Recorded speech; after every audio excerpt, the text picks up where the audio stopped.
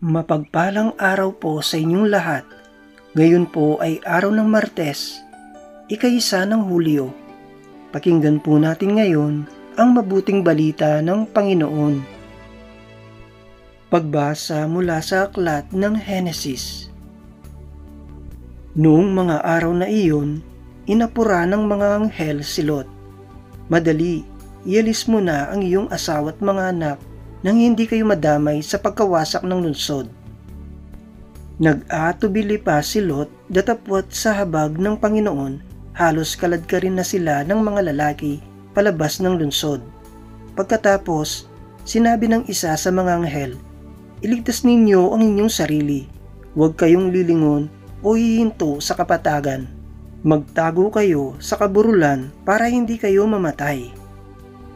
Ngunit sumagot si Lot, "Huwag na roon, Ginoo. Sa bagay napakalaki na ang utang na loob ko sa inyo.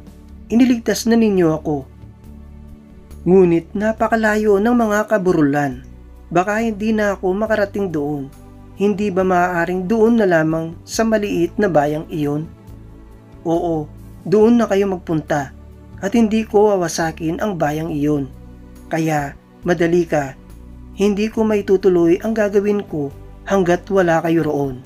Maliit ang bayang iyon kaya tinawag na Zoar. Mataas na ang araw nang sapitin ni Lot ang Zoar.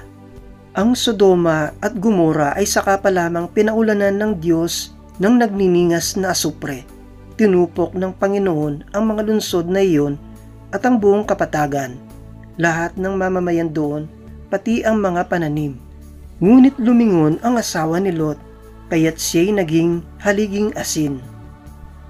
Kinabukasan, si Abraham ay nagmamadaling pumunta sa dakong pinagtagpuan nila ng Panginoon. Mula roon, tinanaw niya ang Sodoma at Gomora at ang buong kapatagan. Nakita niyang pumapailang lang ang makapal na usok na parang nagmumula sa malaking hurno. Nang gunawin ng Diyos ang mga lungsod na iyon, hindi rin nawaglit sa kanyang isipan si Abraham, kaya iniligtas niya si Lot. Ang salita ng Diyos. Salamat sa Diyos.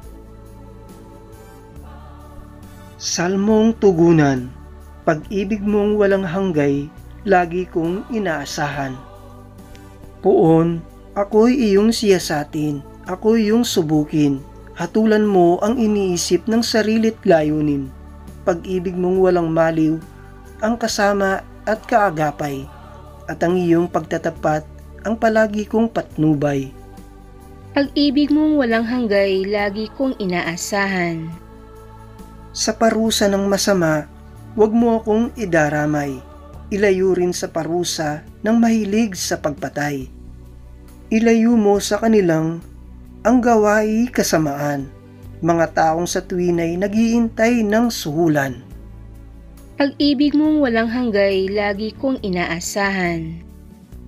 Ngunit ako, ang pasya ko ay matuwid ang gagawin, kaya naman iligtas mo at mahabag ka sa akin. Ako'y ligtas sa panganig na ano paman.